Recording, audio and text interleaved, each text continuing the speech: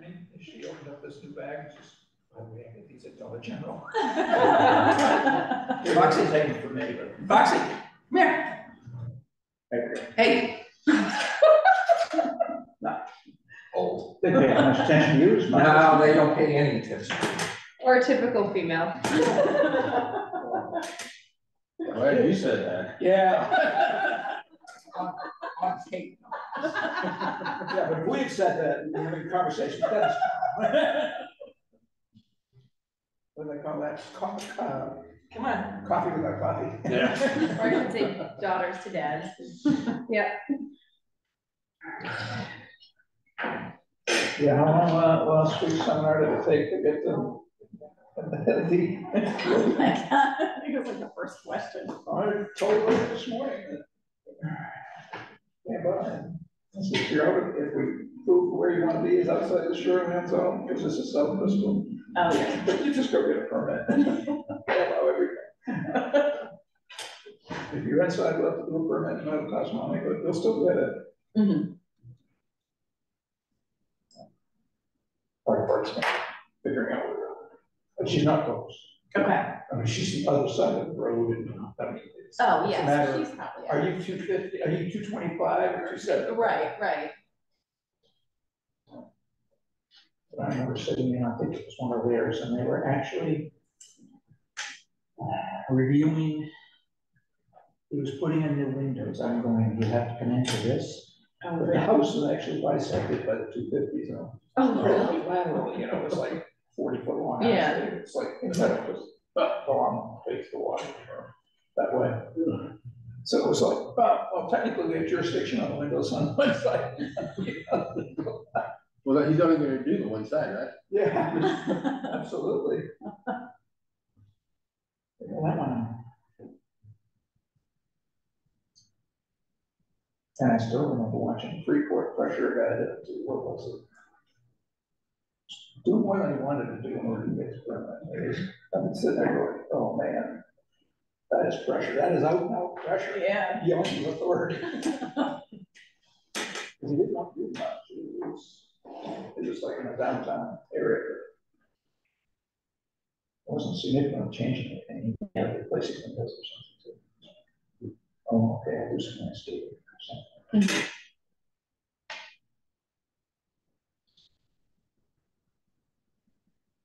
Oh, we have to wait till it's officially 5:30. Which that is long, because it's 528, we will go ahead and do. I don't think we're gonna get a quorum. Yeah, so this, I was really talking to Rachel, but she hit a dead zone.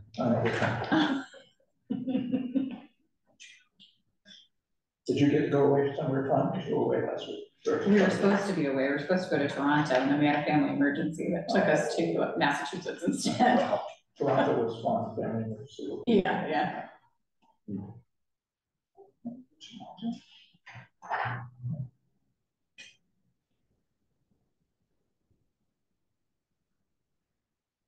Okay. Okay.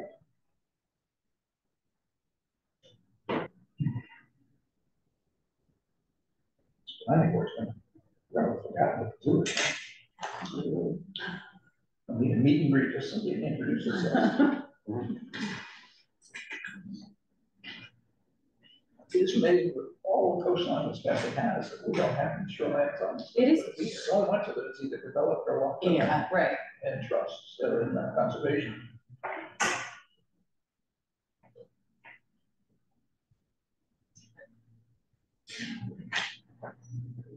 Yeah, interesting interesting. People bought some property on the trail. And the setback from the water, setback from the road. Yeah. Oh, Oh, really? it's more fun when they overlap. Yeah. Anyway, they were at several meetings, they kept sending us, all the applications, and they consulted with the state people up here. And, last I heard, they were gonna be the next meeting. And somebody found an ad in the paper yesterday, they got their properties back in the market. Oh, Back in the market for 1.6 million or something like that. Really? And it has a building on it that is, more of a shack. And it's, No wonders with the shack. I don't know that anybody would buy it. You can't build anything on it. Well, you can expand that shack 30%. About 1.6 mil, that sounds. That's crazy. Yeah, Wow. I think they would have looked at that before they bought it. well, I just saw that apparently realtors in Maine don't have to reveal flood hazard status. They do in Florida, and some other, no, they don't in Florida yet, but Oh, they're, obviously the realtors are saying, no, Right, we yeah. don't do that. Well, everything's. I thought that was a- more than that. Oh, yeah, well, except a few hills somewhere. All right, it's 5:31. We don't, we'll wait 5 or so minutes. No, We got, No, we got, oh, we did. you gotta count yourself, Carl, you're here. They're taking me off, 1, 2, 3. Okay. Well, in that case, first order is a July 24th minutes. Order. Make motion to approve. I'll make a second. See that first order. Is there any comment, any errors, omissions, corrections? All those in favor? All those. One abstention. Did you get that? No. You may have one. I think it was part of an email. I can send you. It an is, email. yeah. And, down that we welcome you, Laura. Thank you. Can I ask where in town you live? What town is? Where you live in town? Oh, Oak Ridge. Okay. Oak Ridge West, to be technical. All right. Continued discussion on, 2003. what do you got? So Laura, I was able to pull some documents, but, that you can have. Okay. And certainly if you want to set up a time, I can walk you through LD 2003 in the background, but essentially, what the ORC's been working on for a while is implementation of the state's, housing legislation, which is LD 2003 is what we commonly refer to it. So I gave you in that packet, the rulemaking, the actual bill, that was approved in April 2022. And we have until July 1st, 2024 to incorporate the requirements that are in there that are related to accessory dwelling units, additional dwelling units on the property. And essentially the purpose of the bill is to hopefully increase units of housing across the state. So what we're working on is trying to implement those requirements into the local land use ordinance. So as far as an update on that, I met with the select board last week on the 19th to get their guidance, which we've been seeking on what they want to do about short-term rentals, as well as whether they would like to create a maximum size for accessory dwelling units. So on the short-term rental piece, they kind of want to do a light hand touch in that a business license would be required for a short-term rental. So if you're operating an Airbnb or a Vrbo or something similar. So we would likely be amending the business license ordinance to clarify that if you operate a short-term rental, that counts towards needing a business license. And then Selectman Maloney asked if we could also define what a short-term rental is and how other towns have defined it, because he would like to see it set, as a certain number of days, which most towns have done. The towns that regulate them tend to have a range between like 20 and 31 days, so essentially a month or less. So what I will do for our next meeting is craft some language to just clarify that short-term rental needs a business license within the business license ordinance, and then also come up with some example definitions for us to look at that other towns have done to see what might make sense. The other discussion was about the maximum size for accessory dwelling units. So I know at a previous select board meeting, some select board members were talking about, could we also have a minimum size? And that's not really something we can dictate. LD 2003 says that it has to be, the minimum size has to be 291 square feet. so that it can count tiny homes as an accessory dwelling unit under this legislation. But what we can do is create a maximum size so that it can, you know, be accessory, you know, and so people aren't trying to circumvent the definition of what that means. The response from the select board was a bit mixed. There were some select board members who felt that it would be a good idea to have a maximum, and others didn't want to cap it. So when I was describing, you know, that especially in the village, you know, village 1 and 2, where the lots are smaller, things are already more dense, trying to shoehorn in another house, because an accessory would essentially be a square foot less than what the main house is. You'd essentially be trying to fit 2 dwellings on a very tight property. And so the agreement that the select board came to is to have the ORC look at capping the accessory dwelling units in the village districts. And then in the more rural and residential districts, allowing for no maximum size, because they were thinking that, you know, you have conceivably more land in the rural district, so you can kind of space it out, so it's a matter of scale, whereas in the village it's a little bit tighter. So essentially, you know, using the cannabis as an example, it's the opposite, where in the cannabis we don't allow retail establishments within village 1 and 2, but we allow it everywhere else. This is kind of the inverse of that, where accessory dwelling units would be capped in the village, but not anywhere else. So what I can work on for our next meeting is language kind of describing those two, but I do need some guidance on what we're thinking would be a cap in terms of size. Are we thinking, would it be a percentage of what's already built? So like, I'm just throwing this number out there, 40% of the building that already exists up to a maximum actual size? Or do we just say it's a number, like 800 square feet, 1,200 square feet? And towns have done it both ways. But that's something for us to come back to the select board with as part of our draft updates, is what that actual cap would be. The thing that I would want to consider, and I am considering now because I just got my tax bill. Fair. How's that going to, since I'm gonna turn my grow room into an apartment. Okay. So this is something that the state of Maine has want people to do. Am I gonna get a tax break for doing this? No. Why not? Because they build them in.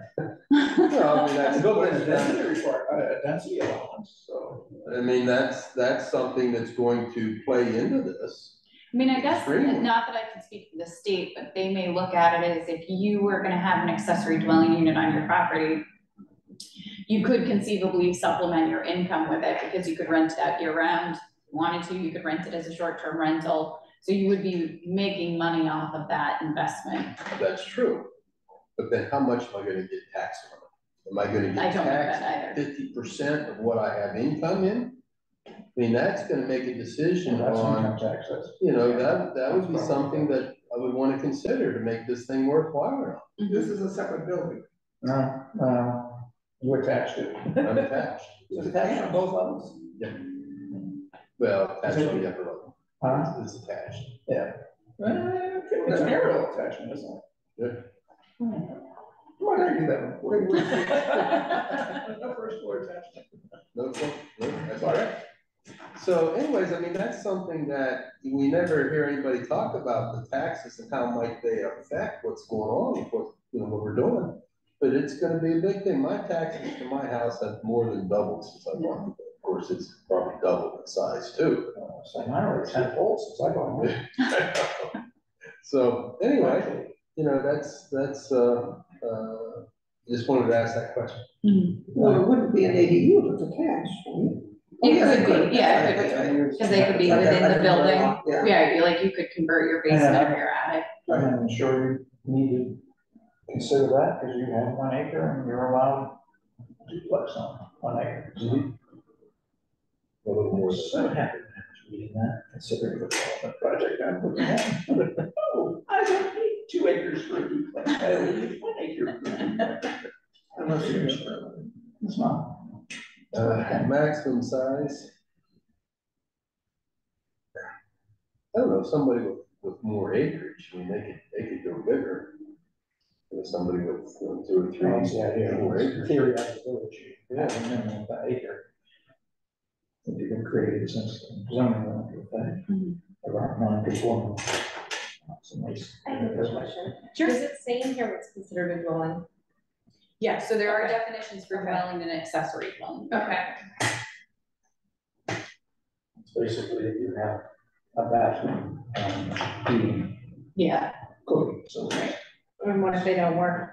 It's a They're real there, question. yeah, well, Well, if they're there. it can be like the places across the river, they're not supposed to have them, but nobody hooks up that hot plate that everybody has, or, convection oven. But they have a sink. Well, and when you're dealing with maximum size, somebody was, maybe it was you, that was mentioned that you could build a bigger building. Your original house would be the ADU. Yeah, so, That's an interesting. yeah, Selectwoman Heller asked, like, if you have a really small house right now and you wanted to build a bigger house. So I said, well, I guess, in theory, without seeing a plan in front of me, I can't definitively comment, but in theory, you might be able to switch to make your smaller one, depending on what our cap is, or if we have a cap from where you are. You could make that smaller unit, your original house, now your accessory dwelling unit, and build your larger home. But I did give the caveat, you'd still have to meet all your other dimensional requirements for the house, lot coverage, lot size, minimum lot size, setbacks. Well, with that in mind, wouldn't it be wise to set a maximum? It's just not reasonable. No, that's no, as far as the village, I can think both ways, but I would probably think it's fair to go by percentage. Okay. I think. So I think it's Bath is one good example that did it by percentage, and then Booth Bay Harbor in their draft LD 2003 changes that were voted down. They had one as well that was similar to Bath, where it was, I'm gonna make this up a little bit, but it's 40% of the size of the existing residence, or capping it, at, I think it was 800 square feet per bath, whichever is less. So if you have like a 5,000 square foot house, 40% of that, you're still getting a really big accessory dwelling unit. But on the flip side, if you have a really small home, or a smallish home, that 40% would only be like 150 square feet, you could go up to, the 800, however they worded it. After I said that, I was wondering if we could go higher, that makes some sense. Okay. So if we had a really good database that you could access, you could say, let's get all the houses, what is the square footage of all houses in village 1, village 2, and that was the average.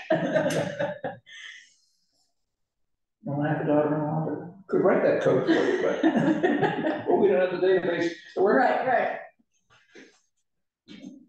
Okay, so how about I pull, All right, what did you decide you're gonna do? so how about I pull Bath and Booth Bays and see who else is contemplating or is doing that hybrid approach, where it's a percentage up to a certain number, and then we can work off of that and see what makes sense. Does that sound reasonable? Yeah. Okay. There's a lot of homes, when you think about it, like a Pheasant Street, are actually fairly good sized homes. Mm-hmm.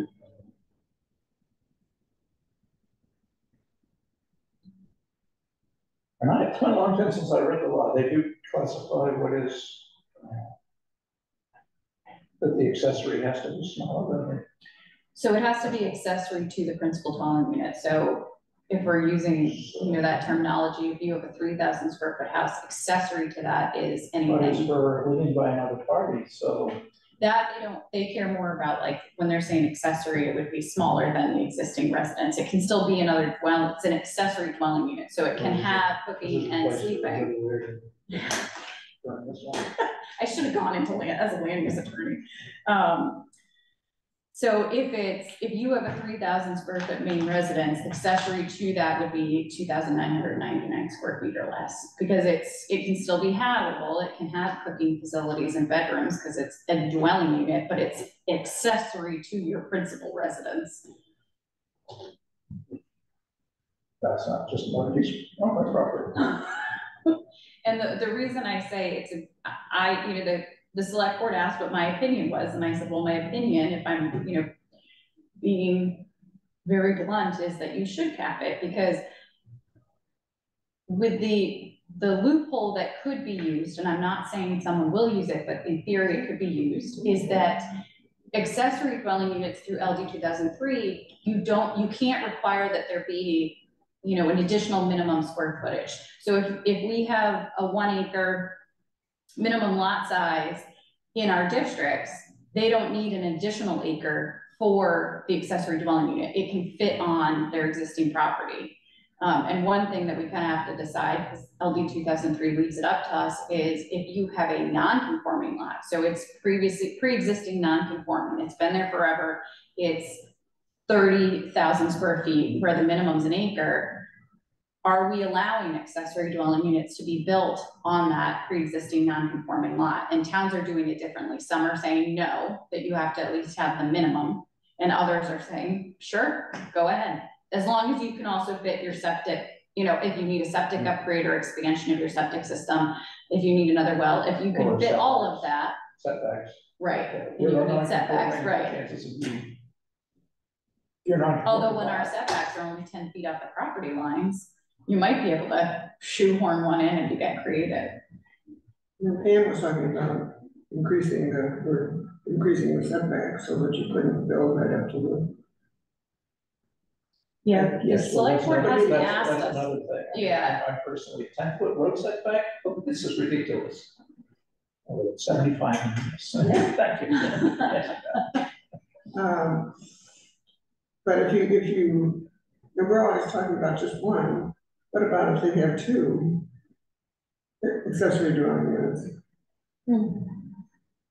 So that would be, so LD 2003 allows them to add one. Oh. If you wanted to add more, you'd have to go through some type of process. Oh. So you get one, but then towns can decide whether, how you add more. And so that could be, whether it's subdivision or site plan approval, and then you could require additional acreage. But for that first one, you don't need additional lot size. Right. Because they're also, the state is not allowing you as a property owner to add, 30 accessory dwelling units to your 3-acre property. Right. What if I own a duplex? And you wanted to add accessory dwelling? I don't know if we change properly. I get to rental on the other side. That's a good conundrum. And I don't know the answer off the top of my head. In that case, or if he owns it, he owns the unit, but not the land, it's on half of the house. Can you not have an accessory dwelling? Oh. What is that? And the answer to your question is, if there's a loophole, someone's gonna find it, right? I'd have to go back and look, but I think with the duplex, it's one building, right, but I don't think each unit within that duplex gets the accessory. It's the building would then be allowed to have one accessory. So you could probably get one accessory unit, whether you connected it, so you're adding, if you have a duplex that's, vertical, so you have them 3 stacked, then maybe you add on through, so a wall connects, or you could have it as a separate building. Interesting. I was reading a piece yesterday, and I said, oh, they can't put one here, it's subdivision with covenant, that's for the division. So. Yeah. And that's the other thing that the select board didn't give guidance on, but I think could be decided amongst ourselves and then presented to them is what we talked about at the LD, well, it wasn't an LD 2003 workshop, it was a subdivision workshop that we ended up turning into an LD 2003 workshop, is you can decide, the municipality can decide whether an accessory dwelling unit counts or doesn't count towards your subdivision count. So that's something we would wanna, I think, historically, we've counted, as a planning board, have counted Uses. any unit or use. You would need subdivision for 3. So I don't know that we would want to exclude accessory dwelling units, because we've already been, the precedent, I think, is probably already there that we've been counting. Yeah, I'm on one voice, but no, I think it should count. Okay. Feel free to, I don't mind people disagreeing with it, but.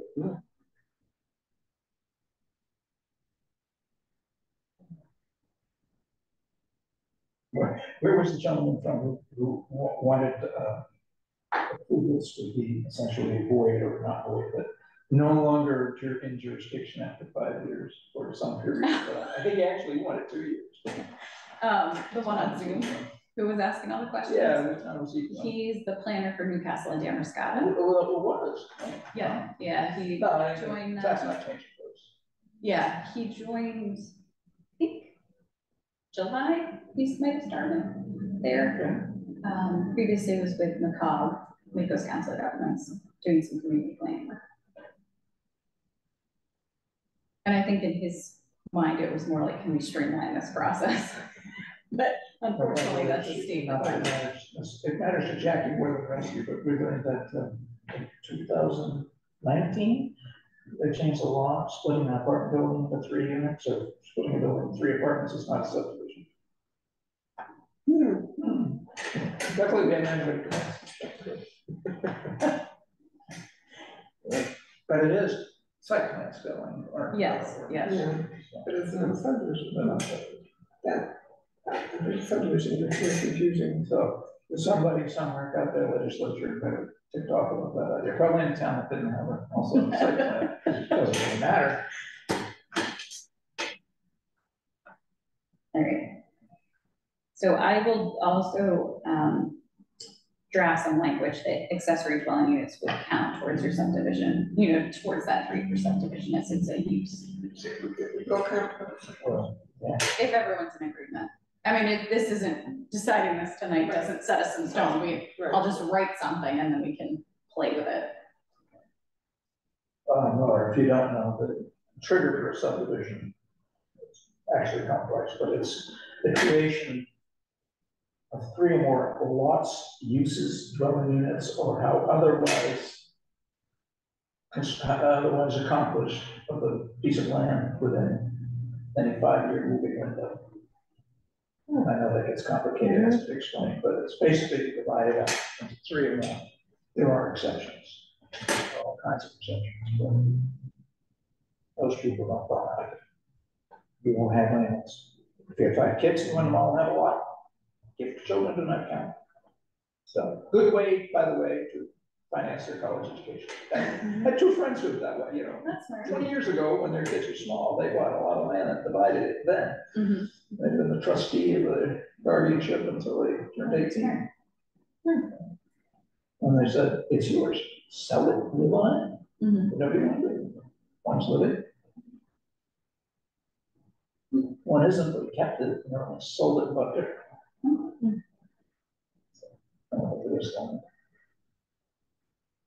Also, if you husband and wife buy a land, they can split between the 2 of them.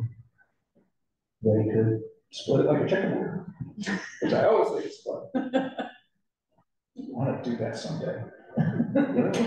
Keep that. And then come in here and tell you, no, you have no jurisdiction. Okay.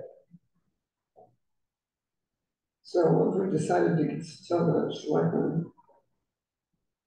We don't tell them anything, we try to draft an ordinance. Right, we'll come back to them with draft ordinances, so we don't have to give them an update now. No, but I just, you're not gonna report back to them with the.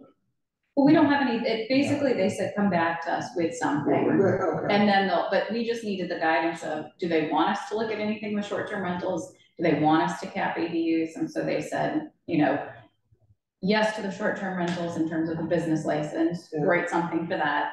And then for the accessory dwelling units, go ahead and cap it in the village 1 and 2, but allow it to be, any size, in the other districts. So we'll write that. those ordinance up, and then I think we're ready with everything, the whole LD 2003 package, if you will. We'll then go back to them with our draft for them to ask questions, give us edits, and then hopefully move it forward to get on the warrant.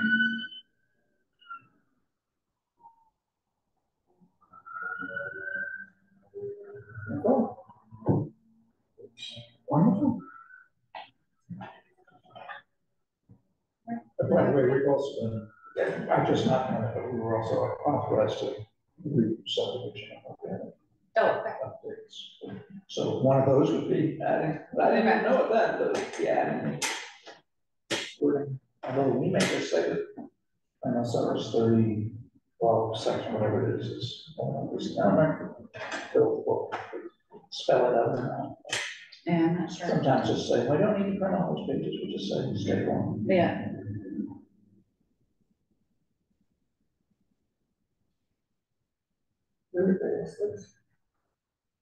Or that is the apartment one? No, subdivision. Oh, I asked that over a year ago. Like I said, I would also got to revise the application form. You know, there's like 3 pages of instructions before the signature line, and we always get those. It's like, save a tree. They're too afraid to cut those pages out. Drop it from the application. And make one application for the process. So I check box. I just redesigned instruments. Good. Simple. One application and then checklist for every. Checklist. Something was just at the workshop, remember? 12 checklists. The ordinance itself, or if you have to complete the state thing, it's there. It's not form of a checkbox, but it's everything is there that you must. That's what like for our site plan ordinances, I've created my own checklist just to shorten it. But subdivision, there's so many little caveats that I'll just print out the submission requirements and go through and use that as my checklist. I did that when I was before they had a checklist. Okay. For the project, not just a generic one, but for each project. Actually, I got the impression that because they won't work here, but they rotated who on the planning board was basically governing that project. And the public hearing or something. And it was pretty well could tell they were doing the findings of fact as they went. They were reading the findings of fact, but checking them off as they or they went in and right in. Okay. So mostly it was all done. Okay. But that was under the old planner. I have no idea. Okay. I'm going to see their planning board tomorrow night, so I can ask. On LD 2003. Of course you would. Which town? Booth Bay. Well, I don't think I'm going to the office tomorrow. So you're passionate. It's a 10 feet long. We had keeping track of what each town wants. It's a little different. Who wants what? Well, it also helps. If she is involved in their writing, and then can know without her having to go search it if they're looking. Right. All right, is there any further business? I make a motion to adjourn. You can second I'll second that. that. Generally, the chair doesn't second. The secretary doesn't. So. All right, those in favor, vote please. And I can email you. I'll probably email you more than you'll ever want. Okay. But our office has done a couple of workshops on it. LD 2003 too, and there's some handouts and stuff, so I can send that all over to you. Yeah, that'd be great. Thank you. Sure. I just realized, Laura, your last name is awfully familiar. Who in your family that I surveyed for this year? Survey, oh, my parents, maybe? They building a little house on the. Yes, yep, that's them. And I was probably in your backyard? Probably, yes, actually, yes. You have a fenced yard with dogs. Yes, I do, yep. Yep, Luna seemed really ferocious, but she's not, she's a sweetheart. She's just. When you went there, I was in the yard, they got right upset. Yep, yeah, my parents' dog is there too. She's not as friendly. Yep. Yeah, there's only a handful of us in the United States, I'll so. have a good week. With You too. one of Oh, us is NBWA. You're meeting on. So if you meet one, they're my relatives, there Okay. are no other So people. Monday- My Monday. grandfather had to change his last name to Poland, Oh, so Neva is not genuinely our last Yeah. name. Yeah, So both. we really are, that's it, Just just for the you. country. Yeah, that's pretty cool. Yeah. Yeah, awesome. Yeah. And cancel both planning board and, ORC. Oh, for the ninth, that's fine. Okay. It's a Monday holiday. I'll be out of town on the 15th, so.